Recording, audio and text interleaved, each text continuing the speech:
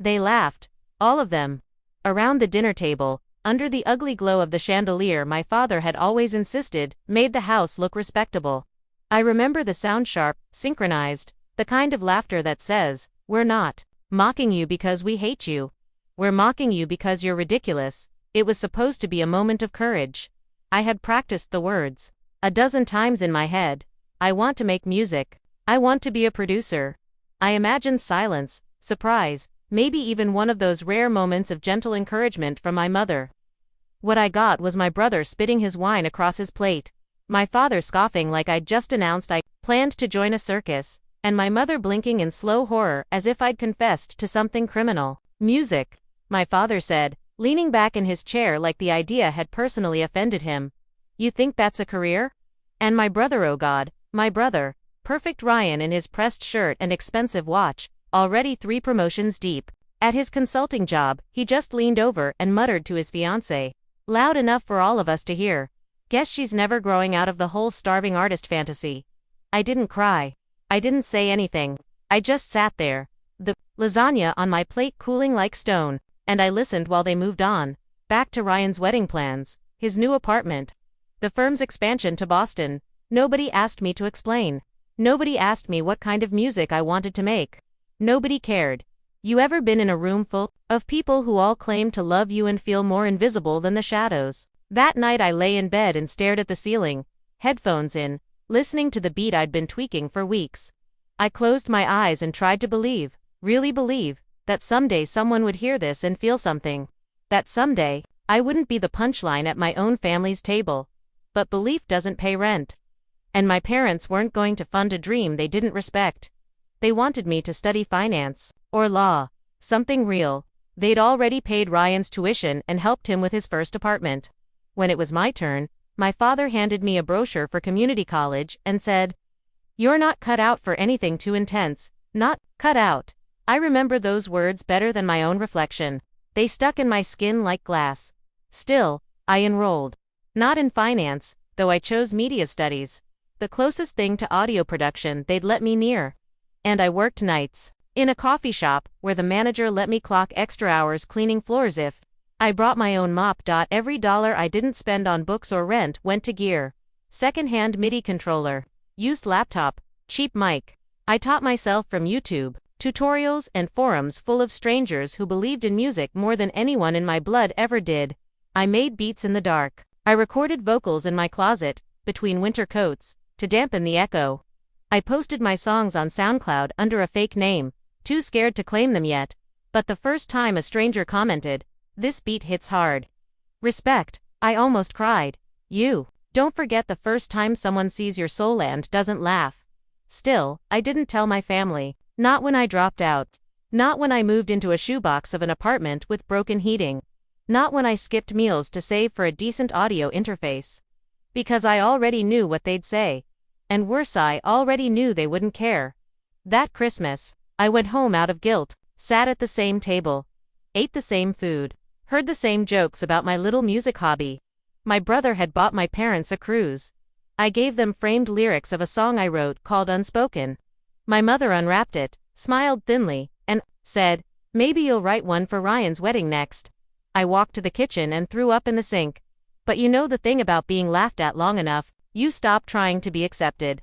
And you start building a life that doesn't need their permission. So I stopped coming home. I stopped picking up when they called. I worked, I built, I bled. I said yes to every small-time gig that needed a backing track. I collaborated with amateur rappers in basements and drag queens in echoey clubs and YouTubers who paid in exposure and gratitude. I got better, sharper, louder. And one night, while scrolling through my SoundCloud stats, I saw a number I didn't recognize. 100,000 plays. I blinked. Refreshed the page. It was still there. One of my beats, an instrumental, I almost deleted because it felt too vulnerable, had been picked up by a popular lo-fi playlist. It was climbing fast. I sat there in the silence of my freezing room, wrapped in a blanket, and let it sink in. They didn't believe in me, but the world might, and that was the first night I ever said it out loud. I'm a music producer, not aspiring, not trying. I am. And they'll find out. Oh. They'll find out. Eventually, but not because I told them, because they'll hear me, in a place where they can't laugh anymore. It started like a whisper. Quiet, unassuming. A friend of a friend slid into my DMs, said they were managing a rising indie artist who needed a producer with atmosphere. Said they'd heard my beat drown silence and felt something in their chest when it dropped. You've got pain in your sound. They wrote, real pain. You free. I was, God, was I ever? We worked remotely at first, sending files back and forth at 3 a.m. Tweaking drums, layering strings, rewriting the bridge half a dozen times because he wanted it to feel like heartbreak and fog. I poured everything into it, every unsaid sentence, every Thanksgiving I spent alone with takeout. Every time I heard my family brag about Ryan on Facebook and scrolled past in silence. It went into that track, and when it dropped, it moved, not viral. Not yet, but something deeper. People were quoting it. Making TikToks, sending DMs about how it helped them get through breakups, deaths, loneliness. One message just said, I was going to give up. I heard your song. I didn't tell my family. What would have been the point? By then, they barely called. Ryan was busy planning his honeymoon. My mother sent the occasional forwarded prayer chain email. My father hadn't texted me in over a year, but the silence, it no longer hurt. It hummed. It became space for me to breathe. Then came the call that changed everything. It was 7:23 p.m. on a Thursday.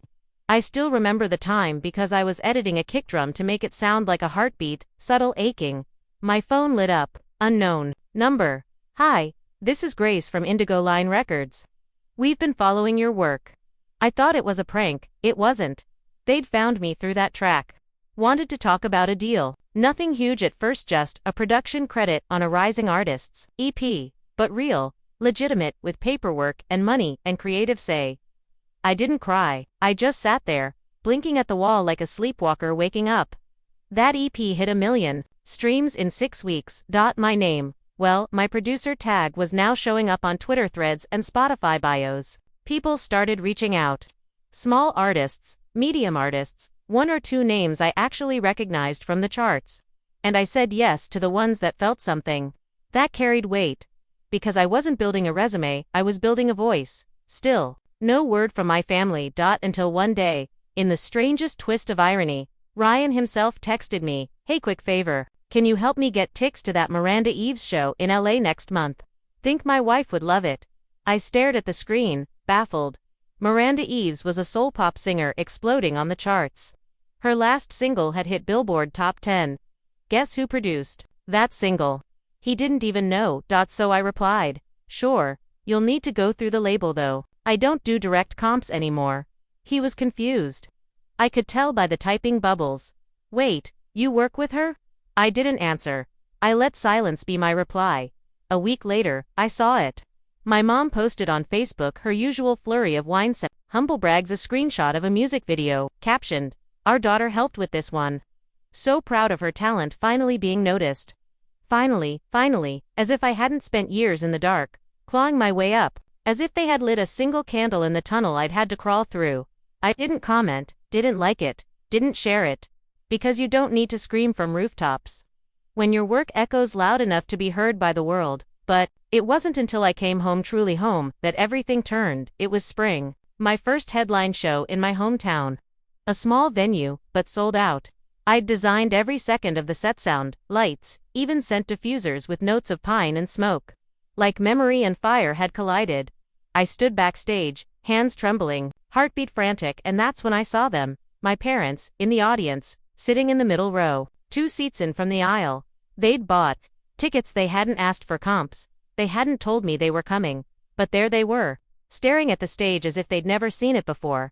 And suddenly, I wasn't nervous, because this time, they were in my house. The lights dimmed. My intro track started a slow build with distorted tape loops of laughter, their laughter. From that dinner years ago, twisted into rhythm, layered under a melody that bled. I stepped out onto the stage and let it burn. The crowd roared, but I looked only at them. Let them hear what I had built from their disbelief. And when the lights cut out at the end, and the silence settled, and I heard my mother clap just once, hesitant, like maybe she finally understood, I turned my back, walked off stage, because this show wasn't for them. It was for the girl who once sat at their table and was told her dream was laughable. It was for her, and she was watching, and she was proud. The dressing room was small, just a cracked mirror. A lamp with a flickering bulb, and a vinyl couch that had seen better decades. But that night, it felt like a throne room. I sat there with my water bottle, still trembling from the adrenaline, sweat cooling down the back of my neck, trying to slow my heart. There were flowers waiting on the table. No note. I knew they were from my mother. She always used to send flowers instead of apologies, and just like then, I left them untouched. Someone knocked. I braced myself. It wasn't a fan. It wasn't a reporter. It was my brother, Ryan. He stepped in, holding his phone like a shield. "Hey," he said, looking around awkwardly. "That was insane.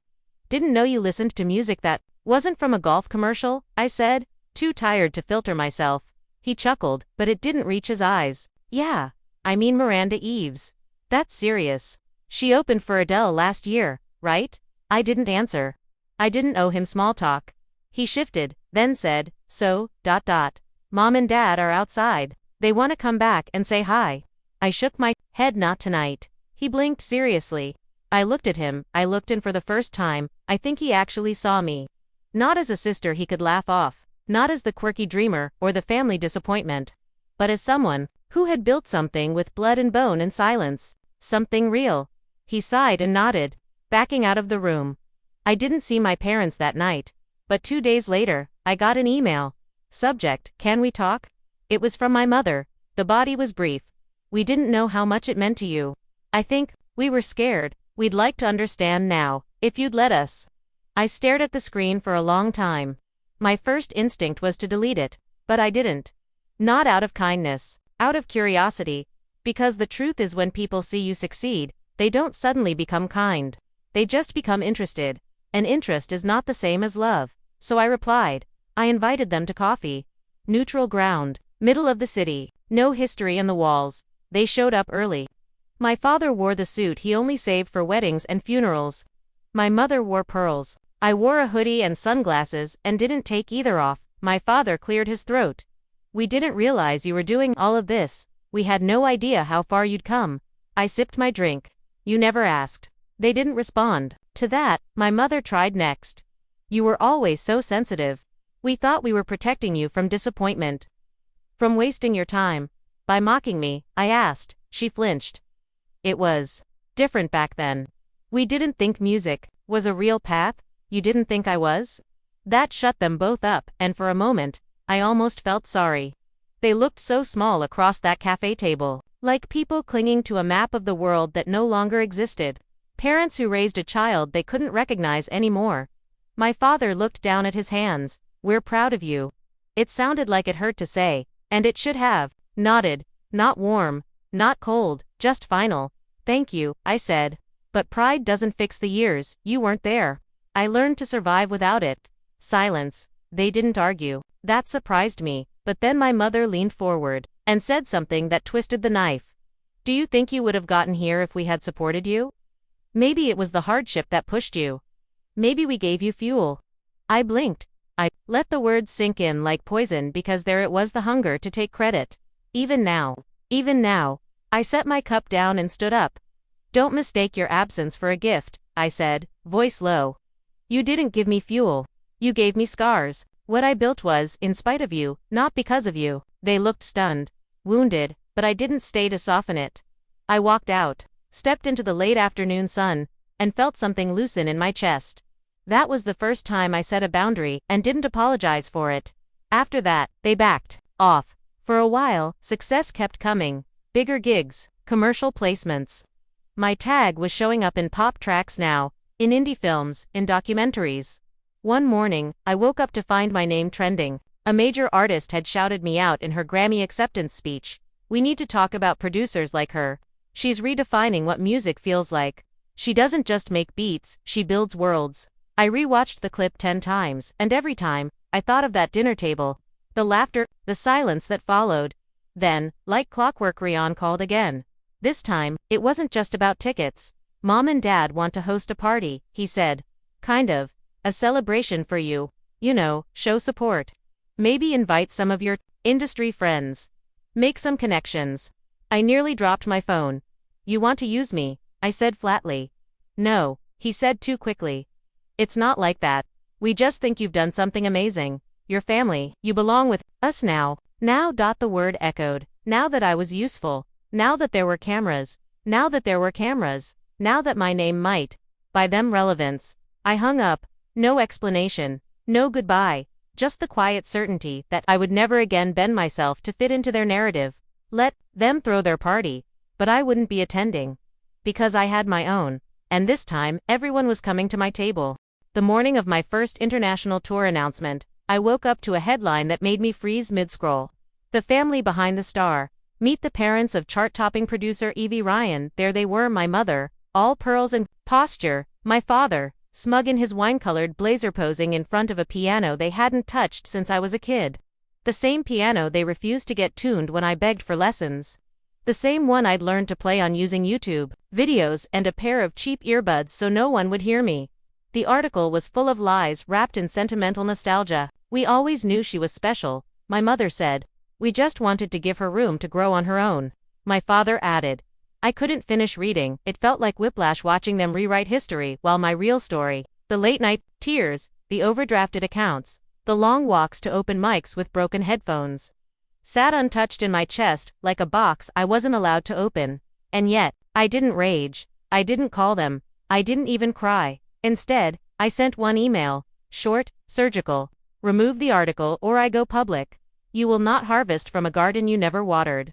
They took it down within hours. That was the last time. I let them steal from me without consequence. But you, if you're watching this, thinking, maybe they didn't mean to hurt you, or but they're still your family. Let me ask you something. Would you hand the keys to your house to someone who only shows up when the camera crew is outside? Because that's what it was now. My life was a stage. And they wanted box seats, but the guest list was mine. And I was done giving them passes they hadn't earned. One night, I was backstage at a benefit concert in London. The room smelled like incense and fabric softener, strange comfort. My team was buzzing around, running through the set, and someone handed me a letter. No return address. Just my name, in handwriting I hadn't seen in years. It was from my sister, Sarah. We hadn't spoken since she left for grad school and never looked back.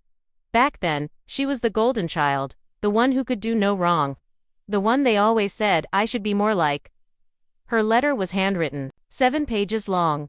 She said she'd watched my tiny desk performance and cried. She said she had no idea how much I'd been carrying alone. She said she was sorry for the silence. For the way she laughed when our parents mocked my demo tapes. For never standing up for me, even when she wanted to. I thought I had to protect my place. She wrote, and I let them convince me there was only room for one of us. That sentence hit me like a freight train. Because that's what families like mine do. They build a ladder and only let one climb at a time. But I didn't want a ladder. I wanted a table. I called her. For the first time in over 8 years. I heard her voice. We talked for 4 hours. About our childhood. About the rot beneath the polish. About how neither of us really made it out clean. I told her about the letter I burned when Mom told me I wasn't artist material. She told me about the panic attacks she had while writing her thesis just to keep their pride. We weren't rivals, we were survivors of the same storm, just stuck on opposite roofs. From that night on, she became my anchor, the only family member I let backstage without question. She flew to every European show, held my hand before I stepped on stage, talked me down from spirals when the lights felt too heavy, and she never once asked for anything in return. No photos, no favors, just presence. It made me wonder how different things could have been if anyone had done that for me when I was 17. But healing isn't linear, and the past has a way of clawing its way back in. Wearing new faces. One of them showed up at a New York City gala, slick, designer-suited record exec I'd never met before, but who claimed to know my parents well. They speak so highly of you, he said, clinking his glass to mine. Said they used to host little home concerts for you as a child. Said that's where your genius was born. I almost choked on my drink. That house where I had to sneak around like my passion was a disease. They were painting it like a cradle of artistry now. I excused myself. I went to the balcony and stared at the skyline, breathing in the bitter air. You know what's wild? They hated my music when it was a whisper. But now that it's a roar, they want to claim the echo. I performed at Madison Square Garden 2 weeks later. Sold out. As I stood behind the curtain, lights dimming, crowd rumbling like a living thing. I thought of that dinner table again. The way my dad's laugh used to curl around the words, "Real musicians don't use laptops." The way my mom would sigh whenever I said I wanted to make noise, not just study someone else's. And then, the beat dropped, not in my head, in real life. Thousands of people, screaming my name, singing my lyrics, dancing to a life I built from scraps, and right there, in the middle of all that fire and sound, I made a promise to myself. I will never let someone else's lack of vision blind me from my own light again. Let them talk. Let them spin their stories at dinner parties. Let them tell strangers they always knew, but I know the truth. And I carry the truth in every beat, every note, every sold-out crowd, every time someone looks at me and says, "Your song saved me." That's my legacy, not the one they tried to write for me, the one I wrote myself. With trembling hands and a stubborn heart, there's a moment that still plays in my head like a looped sample, quiet. Almost nothing, but deafening once you hear it right. It was during a Sunday brunch, years ago, when I was still living in that creaky second-floor studio with a busted heater. I'd just finished a local gig the night before, my first paid one, and I was buzzing with this fragile, radiant pride. I told my family, and my dad. He didn't even look up from his plate. He just muttered, "So you made $50, playing backup for drunks. Should we celebrate?" That line cut sharper than any rejection letter ever could. Because it wasn't just the words. It was the way he said them. Like he was flicking lint off his sleeve. Like my joy was a smudge, now standing in a mirrored dressing room in Tokyo, getting ready for the final night of my Asia tour. I thought about that brunch. About how I still sometimes clutched those invisible bruises like they were medals. And then, my assistant peeked in. "Your family sent something. A gift basket." I almost laughed. What could possibly be in that basket? Another sweater I'd never wear. A card from my mother calling me our little superstar, as if she hadn't once said music was a wasteful phase. I didn't open it. I asked them to donate it. And you might think that was petty. Cold even. But let me ask you, if someone poured poison into your coffee every morning for years, would you trust them again just because they added a little cream? My Tokyo show was the most surreal night of my life. Thousands of strangers singing in a language not their own, just to echo mine. I stood there, suspended between sound and silence. And I felt something shift, not just in me, but around me. It wasn't just success, it was ownership. Every light on that stage had once flickered in my own tiny room. Back when I was just praying, someone might hear, and now the world was listening. But back home, that world remained silent. Not one call, not one text, not from mom, not from dad, not even from Aunt Karen, who never missed a chance to ask if I had considered a teaching credential, just in case. I realized something then. Something ugly and freeing. They didn't ignore me, because they didn't know how to love. They ignored me because they didn't want to see me become more than they ever allowed themselves to be. And when I surpassed their expectations, it wasn't pride they felt, it was discomfort. Because people like that don't celebrate your wings. They resent the reminder that they never tried to grow their own. When I came back to LA, there was an invitation waiting for me in the mail. Thick envelope. Fancy gold seal. The kind that makes you think someone's getting married or dying. It was a family reunion. A big one. Everyone would be there, cousins I hadn't seen in a decade. Uncles who used to tell me to smile more. And yes, my parents. It came with a note. "Would love for you to play something for everyone. We've all been following your success. So proud. Love, Mom." I stared at those words like they were written in another language. Play something for everyone. As if I were a party trick. As if this was some quaint hobby they'd finally decided was cute now that it came with accolades, and I'll be honest with you, I almost threw it away.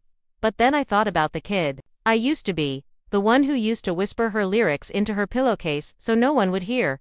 She deserved this moment, but on her terms. So, I went. Not as their daughter, not as the black sheep. I went as Evie Ryan, the headliner, and I didn't show up with a guitar. I brought my entire band, my team, sound engineer, lights, merch table, the works. I rented a private venue down the street from the reunion hall, and I sent a message. "I won't be attending the potluck, but you're welcome to come to my show. Tickets are $150. No comps. Doors open at 7. Do you know what happened? They came. All of them. Even Dad. Even Mom. Clutching a Chanel purse like a security blanket. They sat in the front row, stiff as church pews, pretending they belonged there, and I gave them a show. No acknowledgement. No dedication. Just truth. Song after song ripped straight from the pages of the life they tried to silence. Lyrics about neglect, about absence, about fighting to matter in rooms where no one clapped. I watched their faces morph confusion, embarrassment, maybe, even guilt. Good. Let them feel it, because for once, they were the ones without the mic. After the encore, I left out the side door. No hugs, no photos, just silence. A silence I'd earned. Later that night, Sarah called me. She'd seen it all. Heard the whispers. Mom was crying, she said. I was quiet. She kept saying she didn't know it had been that bad. It was, it still is, but I didn't say that. Instead, I asked, do you think she really means it? Sarah sighed. I don't know, but I think for the first time, she's listening. Maybe that's all I ever wanted. Not praise, not even love, just to be heard. The thing about being heard is, it's addictive. Not the applause. Not the sold-out shows. But the stillness afterward, when someone looks you dead in the eyes and says, that hit me. Because for so long, I was screaming into silence. Writing verses that no one read, harmonies that fell on deaf ears.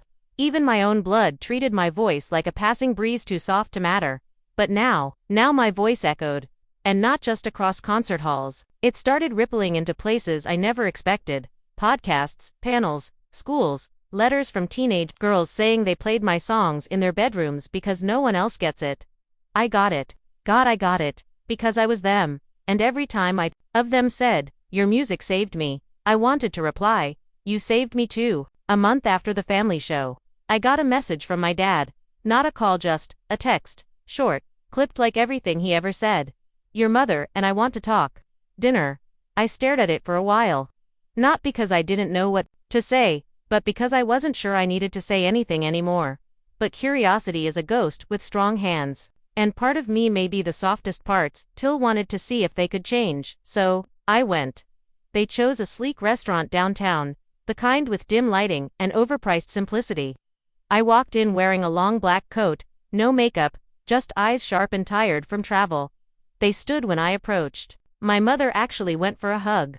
Awkward and unsure. I let her barely. Dinner was quiet. Tense. My dad cleared his throat like it owed him money. I saw one of your interviews, he said. Yeah. He nodded, looking at his water like it might offer wisdom. You said. You felt like we didn't support you. That we dismissed your dream. I met his eyes. Didn't blink. That's because it's true. My mother leaned in, fingers fiddling with the edge of her napkin. We didn't understand. We thought we were protecting you. By laughing at me. By ignoring everything I wrote. Every time I tried to share a song, you'd say, is it going to make rent? Like that was all I was worth, what I could earn. Her eyes welled up, but she didn't deny it. And that hurt more than denial. Because it meant she knew. She always knew. We were scared, she whispered. Your uncle went bankrupt chasing some app. Your cousin sings on cruise ships for tips. We didn't want that for you. So you decided I didn't deserve a shot. No, she said, voice cracking. We decided we couldn't handle your failure. I leaned back, swallowing that sentence like it was acid. And when I didn't fail, I asked. Neither of them answered. But their silence was its own kind of confession. Here's something, no. One tells you, when your parents finally admit they were wrong, it doesn't heal you. Not right away. It stings because you start wondering. How much of who I became was built on surviving them? Would I have chased music so fiercely if they'd simply believed in me? Would I have fought so hard if I wasn't trying to prove them wrong? There's no answer, just echoes. I told them I appreciated the dinner. But I also told them I didn't need them to fix anything, because I already had without them. That night, I called my sister. Sarah's voice was warm, always a balm. You okay? She asked. Yeah, I said. Just a little hollow. She got it. You know, she added, I think they're realizing you don't belong to them anymore. Not like they thought. That hit me harder than I expected. Because she was right. Success gave me wings, yes, but truth gave me distance, and there's freedom in that. Terrifying, beautiful freedom. Weeks passed, more shows, more flights, more love letters from strangers. But the biggest shift, the music, it changed. I wasn't writing to prove anything anymore. I wasn't bleeding for approval or screaming into a void. I was expressing. For the first time, my art wasn't a battleground, it was a sanctuary. Songs about reclamation, about softness after the storm, about choosing your own family. One track, Dinner Table Ghost, became a fan favorite. It opened with a single line that caught fire online. I used to beg for a seat, now I build the table. People tattooed that line, made it their anthem, and deep down, I knew it was for all. The invisible kids like me, the overlooked, the underestimated, the ones forced to swallow their shine to keep peace, no more. Months later, Sarah told me something that broke me in the gentlest way. She said my parents had started coming to my shows, in disguise. Sunglasses, hats always in the back. Always quiet. They didn't come to talk. They came to witness. And maybe that was enough. Not forgiveness, not closure, but witnessing. Because sometimes, the most powerful thing you can do is simply exist, where they told you never would. Loudly, unapologetic ally. Alive. There's a peculiar silence that comes after you stop seeking approval. From the ones who never planned to give it to you anyway. At first, it's unnerving. You expect it to feel like victory. But what it feels like is absence. The kind you can't name but always feel. Like a missing tooth in the back of your mouth, you don't need it to chew anymore. But your tongue keeps finding the space. I was on a train from Edinburgh to London, watching the grey blur of countryside ripple past the window, when I realized I hadn't called Sarah in a week, not out of spite or neglect, but because I wasn't desperate anymore. I wasn't performing pain for her empathy. I wasn't begging for someone, anyone, to validate my worth. That train ride was quiet. And for the first time in my life, I didn't mind the quiet. The London show was massive. An open-air festival. Tens of thousands. My name in the same font as legends. And the first person who walked into my green room. Keiran. My first love. The one who used to sit on cracked concrete steps with me, sharing headphones, telling me my voice made the rain shut up. He'd flown in from Bristol. Said he saw the poster and couldn't believe it. I believed it. I'd worked for it. Every sleepless night. Every gut punch. Every no that taught me how to say yes to myself louder. We talked for hours. About the past. About who we used to be. He told me he still played the demo I gave him in high school. You remember that? I asked. He laughed. You don't forget the first time someone bleeds honesty into a mic. That night, I wrote again. Not out of rage. Not out of grief. But because something in me had softened. And softness, when you've earned it, feels like the truest kind of strength. Months passed in a haze of motion. European legs of the tour. A docuseries deal. A Grammy nomination. Yeah, that happened. And suddenly, people who once squinted when I said I'm a musician were sliding into my DMs. Like they always believed in me. I didn't answer. Because I had nothing to prove anymore. Sarah came to visit me in LA one weekend. She looked older. Not aged, just matured. The way people do when they've let go of pretending. We sat on my balcony, drinking something sweet and cheap from the corner store, and she said, I think I'm going to leave the firm. I blinked. What? You love that place? No, she said softly. I loved what it gave me: structure. Approval. A reason to be the good daughter while you were being the reckless one. I stayed quiet. She went on. But now I see. You weren't reckless. You were real. And I was just afraid of disappointing them the way you did. Disappointing them, I echoed. Or not being enough for them. Sarah looked at me, eyes wet, and said, both. And in that moment, we weren't sisters competing for air, we were survivors. Finally breathing the same sky. We went to see our parents that Sunday. The house was the same. To clean. Too quiet. Still smelled like pine and overcooked traditions. But when we walked in, my mother didn't say anything about my boots, or my eyeliner, or my performer lifestyle. She just offered tea, and asked about my music. Real questions, not polite ones. What do you write about now? I looked at her, held her gaze. Peace, distance, women like you, and women like me. She didn't flinch, she just nodded, and I realized, she might never say sorry the way I want. But she's trying, and sometimes, that's the only apology they know how to give. Later, my dad asked to show me something. He pulled out a drawer from the old hall cabinet. Inside, dozens of newspaper clippings, magazine covers, printed interviews. All mine. He'd saved them, quietly, proud in secret. Too stubborn to say it out loud. I stared at that drawer like it was a time capsule of everything I never thought I'd get from him. And maybe he didn't deserve forgiveness, not for the years of silence. Not for the smirks at dinner tables. But I wasn't giving it for him. I was giving it for me. Because holding on to their disbelief was too heavy for the person I'd become. The next day, I wrote the last song for the new album. It was called What You Never Said. It opened with, "You didn't clap, but I still danced. You didn't ask, but I still answered. You didn't stay, but I still stayed true. So when you say you're proud now, I believe you. But not because I need to." When I sang it live, for the first time, there was a hush, a collective inhale, and one girl in the crowd held a sign that said, "They said no. You showed me yes." I'll never forget that because maybe that's what this was always about. Not revenge, not redemption, but becoming the person I needed.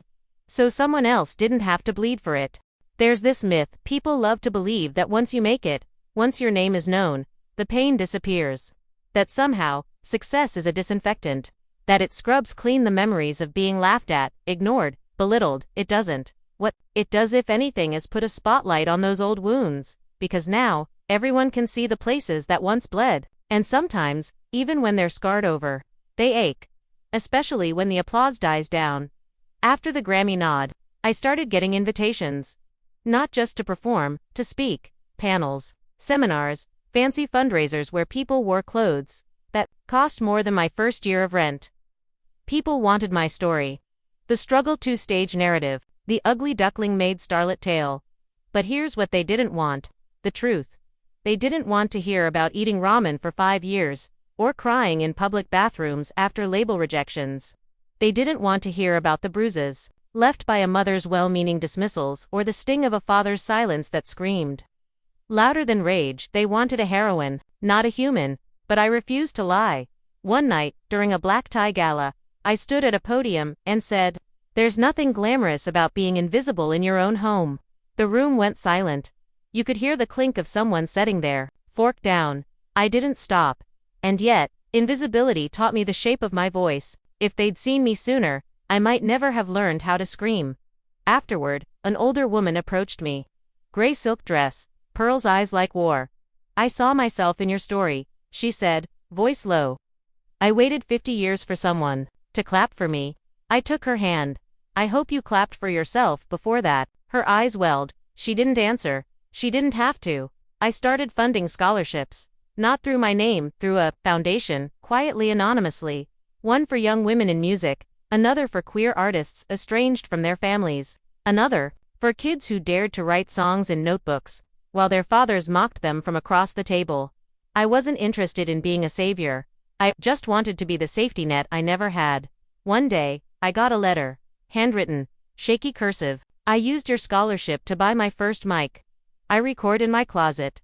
My mom doesn't know. But I think, maybe one day, she will, and maybe she'll finally hear me." I sat on my kitchen floor and cried for 10 straight minutes.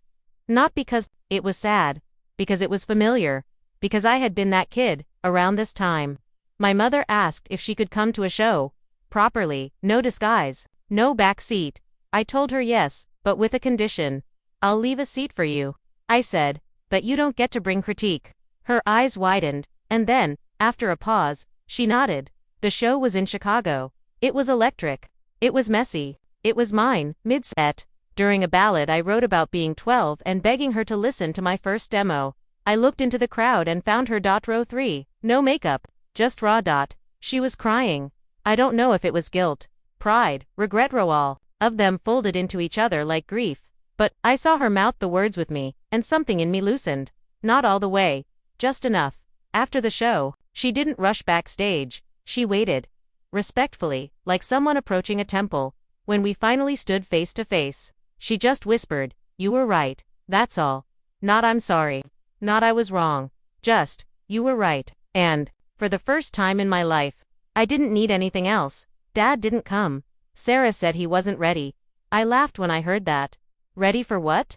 I asked to sit in a room where everyone sees the daughter he tried to silence. Maybe he was afraid that if he looked directly at my success, it would blind him with shame.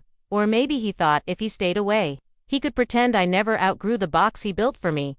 Either way, I stopped waiting for him. Some people never come. Not to your shows, not to your rescue, not to your truth, and that has to be okay, because the moment you stop tying your worth to their arrival, you arrive. I kept writing. Not out of hurt. Not out of vengeance, but out of knowing. And knowing is the sharpest instrument of all.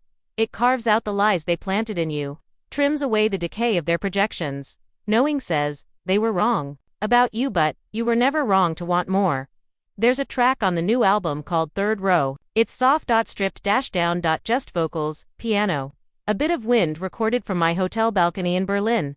The hook goes, you didn't clap, but I still flew. You sat in silence, but I sang through. I saw you there, third row, finally listening purr. But I wasn't singing for you. People say it's the most devastating thing I've ever written, but to me, it's the most free. Because when you stop needing them to hear you, you finally hear yourself. The morning after that Chicago show, I sat by the hotel window, watching the lake glitter like someone had spilled a bottle of silver across it. I was still wearing my stage makeup, half-smudged mascara like war paint beneath my eyes. I wasn't tired, I was still. And that kind of stillness is rare, like the silence after an avalanche. After everything has come down, and you're standing in the rubble, breathing, untouched. That's when I realized the war was over. Not because they surrendered, because I stopped fighting for something I never needed in the first place. I started writing a memoir. Nothing fancy, no GHOSTWRITER, just me, a keyboard, and the ghosts that used to rattle in my chest. I called it The Girl Who Sang at Dinner. The title came from that night, the one burned into my bones when I sang at the table, shaking, trembling, offering a piece of my soul like it was dessert. And they laughed, God, they laughed. Even now, when I think about it, I feel my throat tighten, not from sadness, but from memory. The way a healed wound still knows where the knife once lived. I wrote the first chapter in one sitting. It ended like this: they didn't pass the mic, they passed the salt. And I realized then this: family doesn't feed dreams, it eats them. The book deal came quick. Too quick. Suddenly, agents, editors, publishers, everyone wanted in, but they all had the same note. Maybe soften the family parts. No. That was the part I'd waited my whole life to say. I didn't need to villainize them. I just needed to tell the truth. Truth doesn't scream, it reveals. Around this time, my father called. Not Sarah, not Mom, him. My phone lit up with his name. And I just stared at it. I didn't answer, not out of anger, but because I wasn't ready. That alone felt like growth. Years ago, I would have picked up on the first ring, desperate for crumbs of affection. Now, I had a feast of self-worth laid out in front of me. And I wasn't going hungry again for anyone. He left a voicemail. Read, you got nominated again. Good job. That was it. Not I'm proud. Not I was wrong, just good job. And I realized he was still measuring me by what I achieved, not by who I'd become. And I didn't need that kind of scale anymore. Sarah and I were closer than ever. Funny, isn't it? The one who once mirrored my mother's coldness was now the one who sent voice notes of her humming my songs to her newborn. Yeah, she had a baby. A girl. Named her Hope. I cried when she told me. Do you think she'd be like us? I asked. No, Sarah said.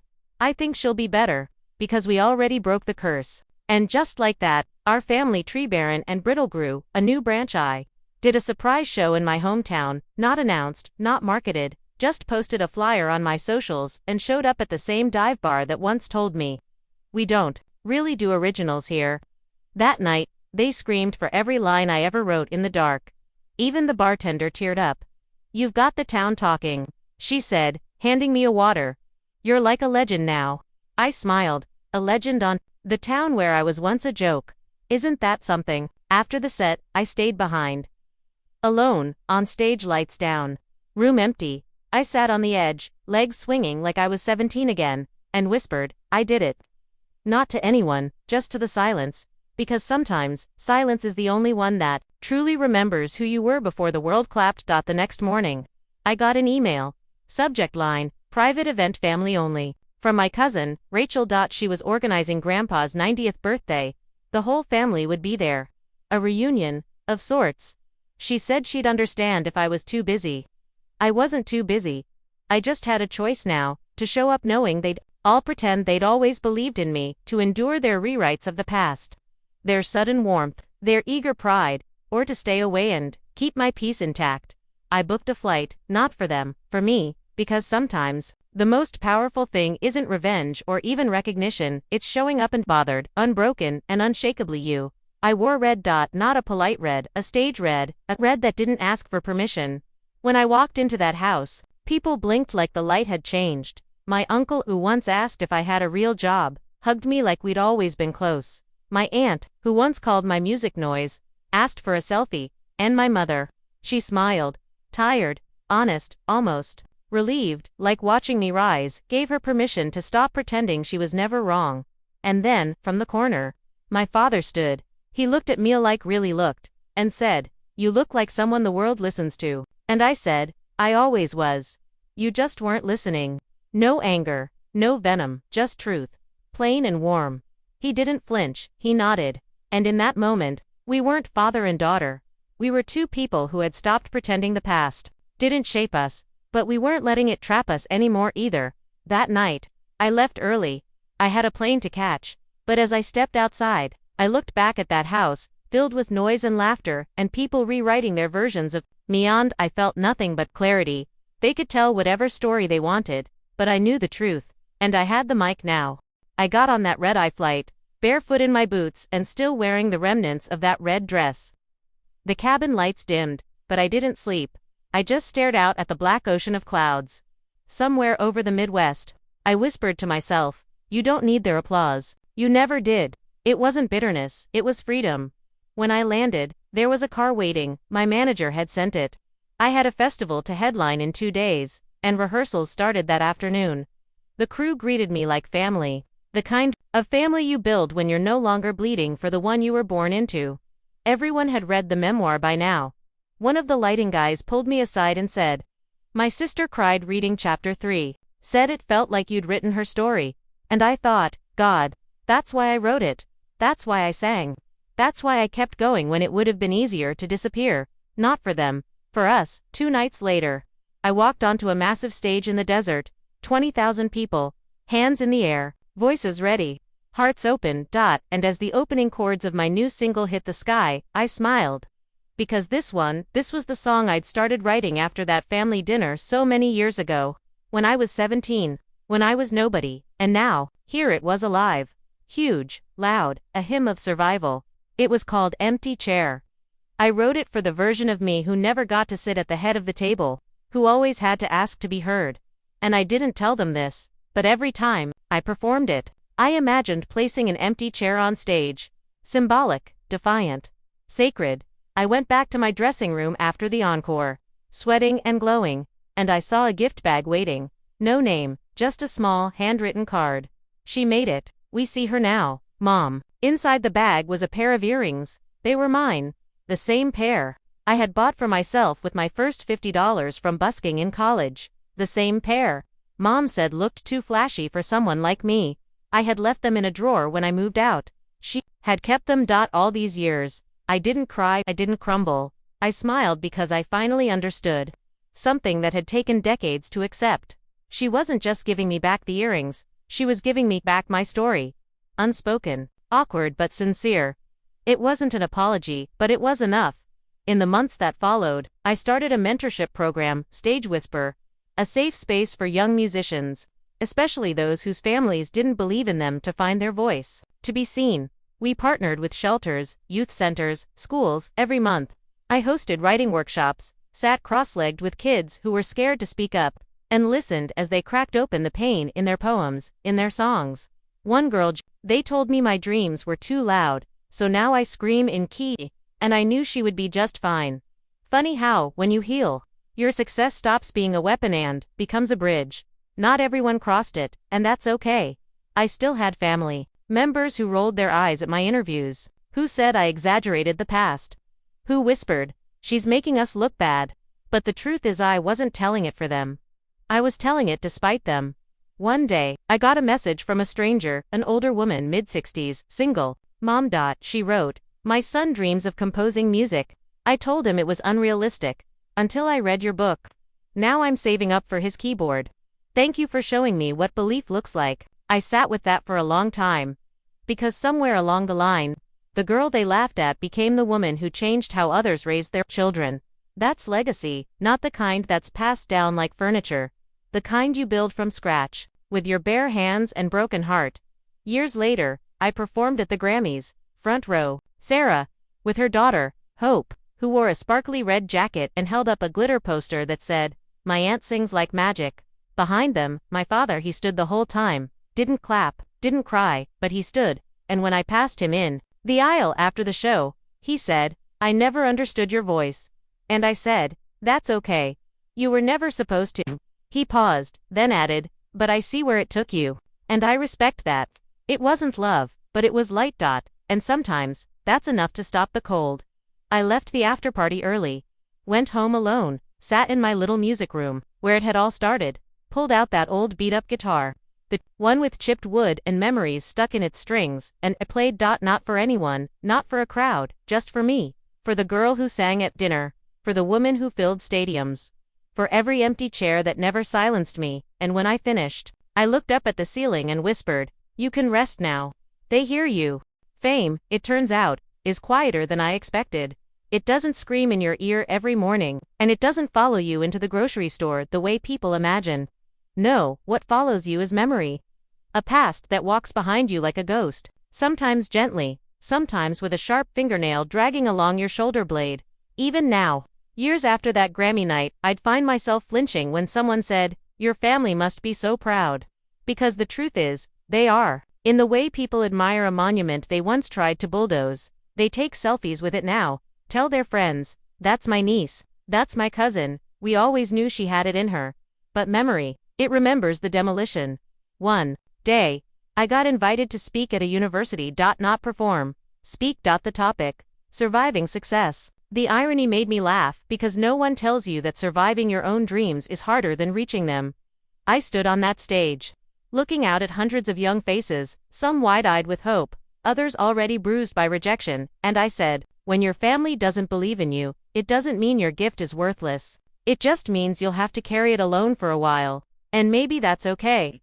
Because carrying it alone teaches you how to protect it." Afterward, a girl came up to me. She couldn't have been older than 19. She didn't say a word, at first, just handed me a folded napkin. I opened it. "They said I'd never make it, but I saw you.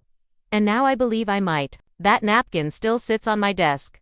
There's something hauntingly beautiful about being a mirror. People look at you and see themselves, not the polished version, but the version with cracks and stories and rage and light. I get letters now from people who say, "I played your song when my dad said I'd never get into med school." Or "Your memoir helped me leave a toxic home." Or "I named my daughter after you." And every time I read one, I remember that dinner table. The laughter, the shame, the ache, and I think, if they hadn't laughed, would I have fought so hard to be heard? If I had been born into a family that championed my art, would I have ever written anything worth remembering? It's a question that stings, because it forces you to admit that sometimes, pain was your first teacher, your first producer, your first co-writer. My sister Sarah and I grew closer over time, not in a dramatic, overnight way. No, we built it slow. Texts turned into phone calls. Phone calls turned into shared dinners.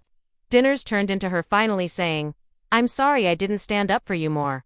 I was scared they'd turn on me too." And I said, "I know, I get it." And I did. Because I remember what it was like to swallow my truth to keep the peace. What I didn't expect was what came next. She started writing songs, just little things, lullabies, chords she'd pluck on an old keyboard. She sent me one. A simple melody called "The Middle Child." I cried the moment I heard it. Because it was a love letter to us both. A bridge built from silence. Dad never said "I'm sorry." But he did something that almost meant more. He came to one of my charity concerts for Stage Whisper. Sat in the back, didn't wear a suit, just a windbreaker and a baseball cap pulled low. After the show, he left without saying anything. But when I got home, I saw a small donation had come in. From a name I hadn't seen in a while, James Pye monthly supporter, $50 month. It wasn't about the money, it was a confession in digits. The closest he could come to saying, "I'm proud." Not every thread got tied up neatly. Some relatives stayed distant. Some still muttered that I exaggerated, dramatized, should have kept family business private. But I've learned something. Your truth doesn't need to be palatable to be real, and your healing doesn't need their permission. Years passed, I bought a house in the hills. Nothing extravagant, just enough room for a studio and a garden. A little sanctuary. I planted lavender out front, tomatoes in the back, And a small lemon tree that never quite grew straight. It bent to the left like it was always reaching for light. One morning, while trimming that tree, I looked up and thought, bent too, but I didn't break. I never broke. I started working on my second book. Not a memoir this time. A guide. Louder than blood. Creating when you're not believed. It was part toolkit, part love letter, part war cry. Because by now, I'd learned something unshakable. Your art doesn't just heal you, it heals the versions of you who didn't survive. It rescues the kid in someone else's basement, writing songs into the dark. It says, you matter. Even if they never clap. And so, to whoever's reading this, if they laughed at your dream, if they called it a phase, if they told you, be realistic, you're not that talented, no one makes it doing that. Write anyway. Sing anyway. Paint, build, dance, speak. Not to prove them wrong, but to prove you were always right. You never needed permission to matter. You just needed time to remember who you were before the world told you to be quiet. And now it's your turn.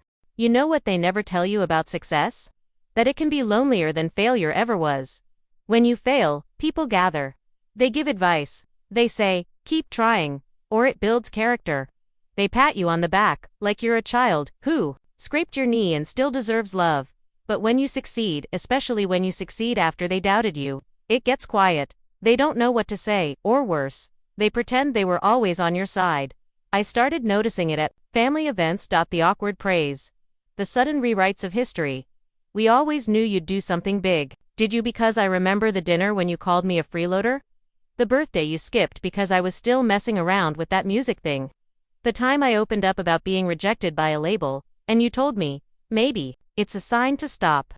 But I don't say any of that out loud, I just smile.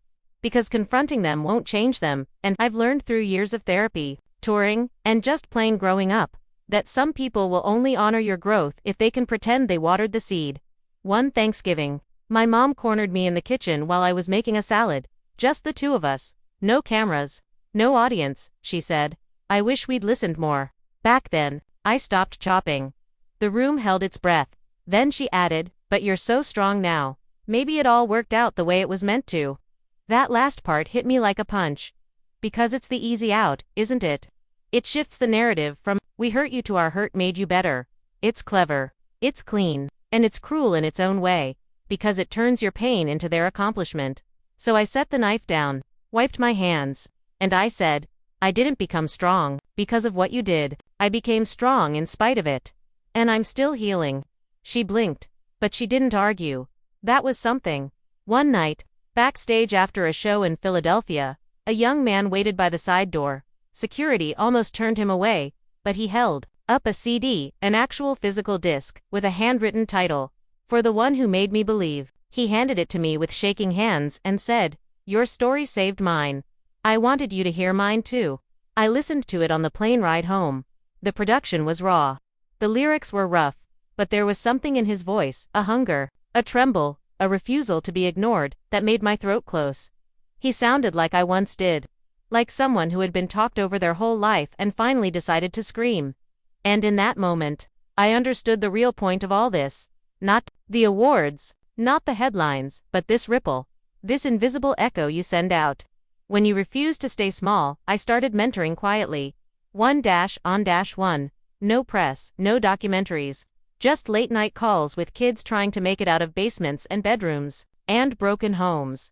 Some had talent, some just had stories they needed help turning into sound. All of them had been told by family, teachers, lovers, that their dreams were unrealistic. And every time, I told them what I wish someone had told me, your voice isn't too loud. The room's just too used to silence. By then, my face was on posters. But I never let that define me. Because I remembered the girl in the attic, and if you forget her, if you get too far from who you were when no one was watching, the fame starts to hollow you out. So I kept writing. I wrote about grief, about surviving your parents, about choosing found family, about the strange ache of being both adored and misunderstood. One song in particular, Dinner Table Ghosts, hit a nerve. It opened with, they passed the salt. Not the truth, laughed at dreams they couldn't use, and now they pay to hear. The sound of what they told me to lose it went viral, but more than that, it started conversations. I got messages from listeners saying, this is my family too. I played this at Thanksgiving. No one said a word. I finally understand why I never felt safe around their love, and I thought, this is the real success, the kind that doesn't need a trophy. At one of my final tour stops that year, Sarah came up on stage. We hadn't planned it, but when the opening chords of The Middle Child started, I looked at her in the wings and she nodded. She walked out, picked up the mic, and we sang together, two sisters who had survived the same house in very different ways. The crowd didn't know the backstory, but they felt it because healing sounds like harmony. As I walked off stage that night, I felt something strange. Not pride, not victory. Peace. That's rarer than fame. And far more valuable. Peace with the past. Peace with the silence that once smothered me. Peace with the family that couldn't love me in the way I needed, but who, in their broken way, tried. And peace with the version of me who almost gave up. Because she did and single quotes T, and now she's finally going home. Home used to feel like a place I wasn't invited to. It was where I learned to walk on eggshells, to keep my voice down, to shrink so others could stretch. Now, it's where I walk in head held high, carrying a silence that's earned, not forced. After that tour, I took a break. A real one. No deadlines. No emails. Just me, the piano, and time. I rented a cabin in the woods upstate. No Wi-Fi. No press. And there, in the quiet, I let myself grieve. Not for the career I'd built, that was thriving, but for the girl I used to be. The one who sat in that dinner chair, blinking back tears while her family laughed at her dream. The one who begged for their pride like it was oxygen. The one who didn't know yet that being unseen doesn't make you invisible, just unrecognized. One night, a letter arrived, old-fashioned, stamped, no return address. Inside, Dad's handwriting. For pages. No apologies, exactly. But something close. Words like I didn't know how to love something I didn't understand, and I thought I was protecting you by preparing you for disappointment. But the line that stuck with me, that haunted me even in sleep, was this. I thought I was keeping you from pain. I didn't realize I was causing it. I folded the letter, set it on the WINDOWSILL, and cried in the dark. Not from hurt, but from release. When I came back to the city, the world hadn't changed, but I had. I was softer, strangely, but also sharper. Boundaries that used to feel like rebellion now felt like maintenance. Family reached out more often, not with demands, but with curiosity, not always understanding, but trying. And I realized that even the trying is a form of love some people have to learn late. A year later, I did something unexpected. I invited my entire family to one of my shows. Not a stadium, not an arena, just an intimate theater. Velvet seats, low lights. I saved them a row in the center. Didn't tell the staff who they were, didn't announce them from the stage. But when I stepped into the spotlight and looked into the darkened audience, I saw them, Mom clenching her purse.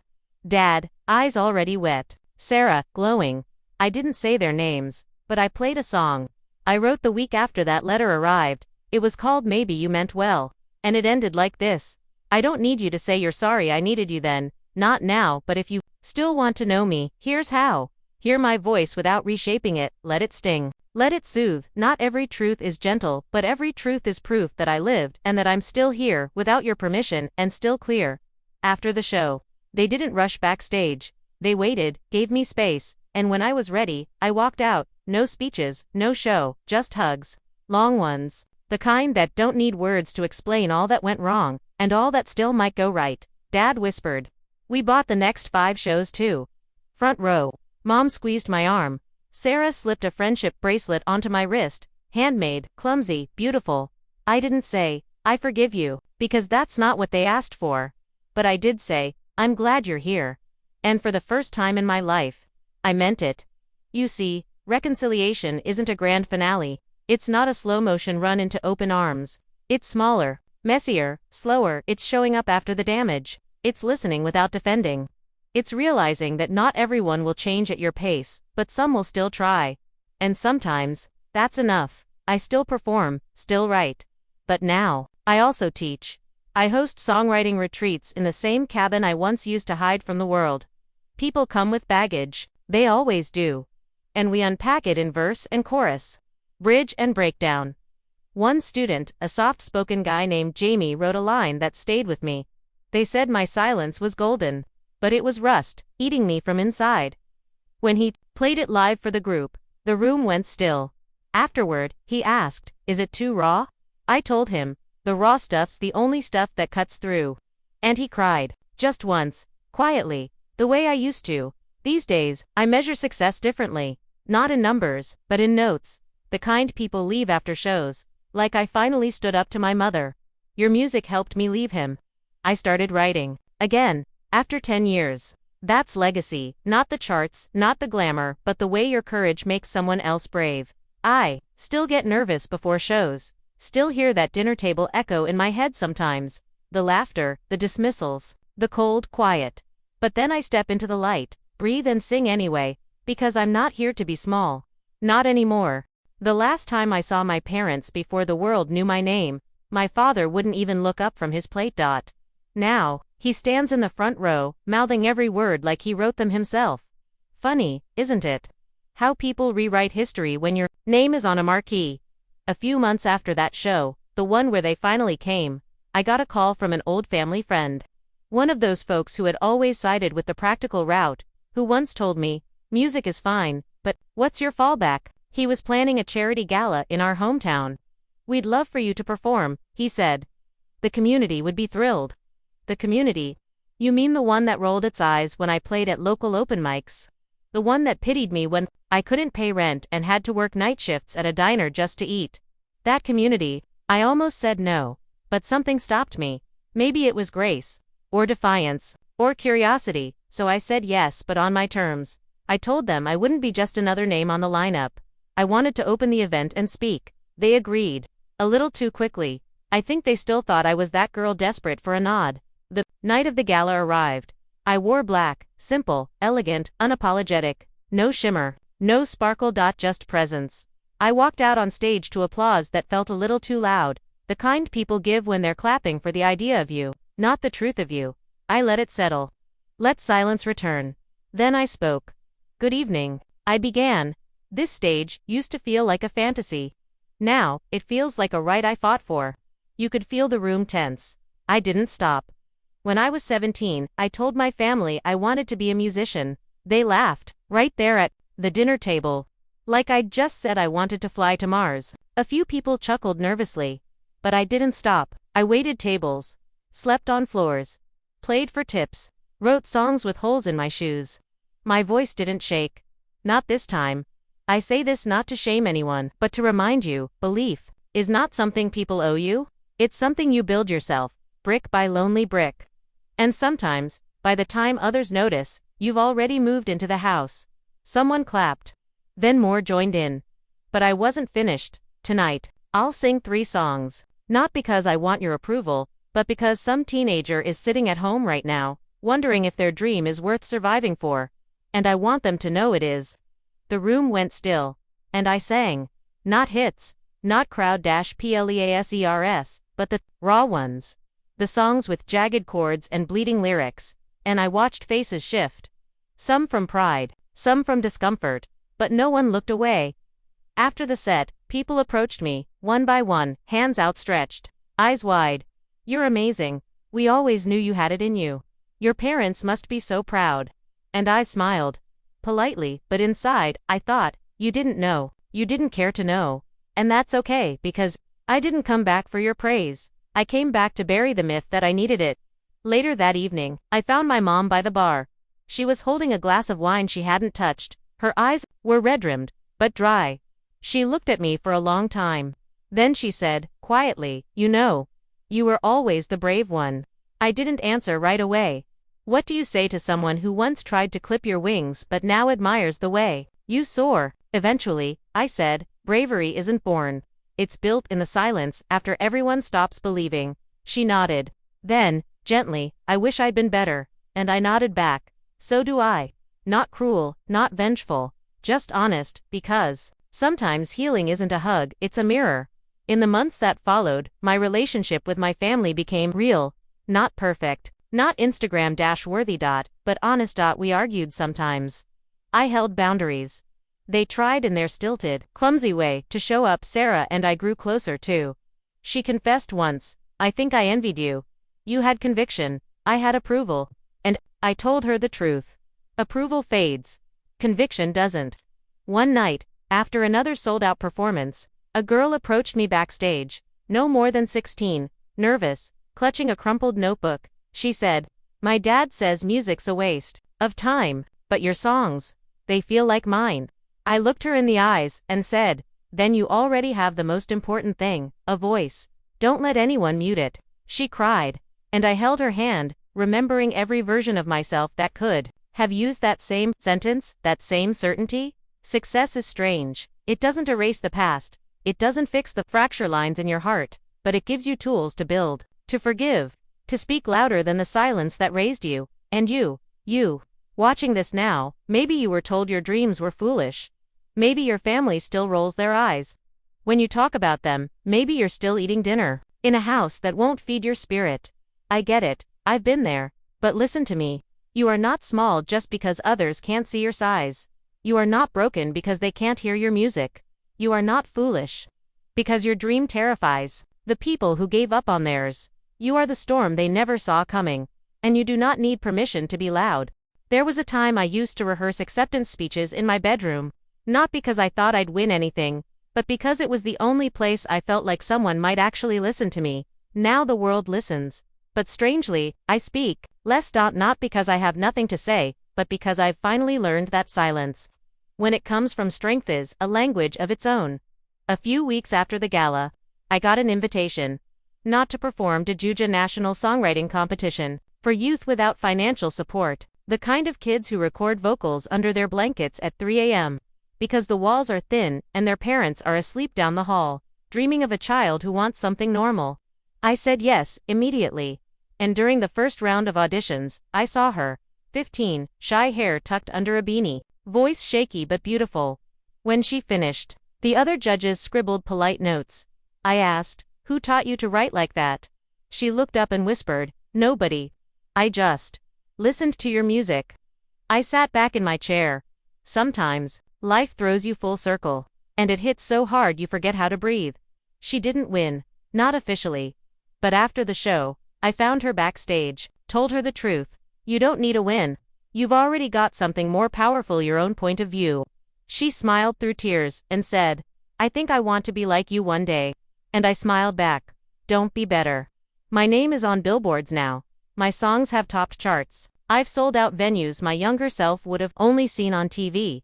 But here's what no one tells you about success.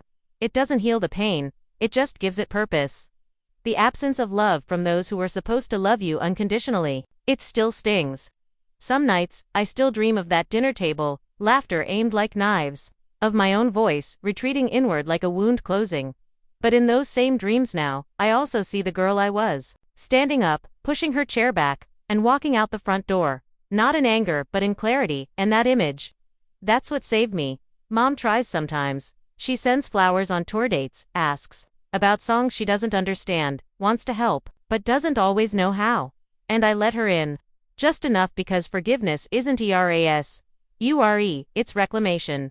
I reclaim my voice, my value, my vision. I don't need her to love my music. But I think deep down she's starting to. Not because of the melody, but because she finally hears me in it.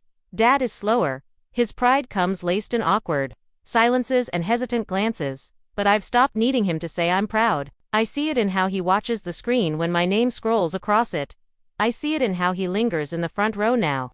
Long after the lights go down, maybe love, for some, is a song they don't know how to sing. And I've made peace with that. Sarah, she started taking piano lessons. Said she wanted to understand why. I never gave up. She and I talk more now, not just about the past, but about who we're becoming. She once asked me, "How did you survive all that?" And I said simply, I didn't wait for anyone to hand me permission. Here's what I know now. You don't rise by begging for love, you rise by becoming love. For yourself, for your voice, for the parts of you that know. One clapped for but you kept dancing anyway. To the ones still sitting at the dinner table, quiet, unseen, dreaming so loud it hurts, I see you. To the ones who create in the shadows, who are called foolish, selfish, unrealistic, you are not the problem. You are the beginning. To the ones waiting for someone to finally say, "I believe in you, let me be the one. I believe in you. I believe in the messy, aching, uncompromising, beautiful thing you're trying to build, and I hope someday soon you do too." because one day, the world will watch you take the stage they said you'd never earn.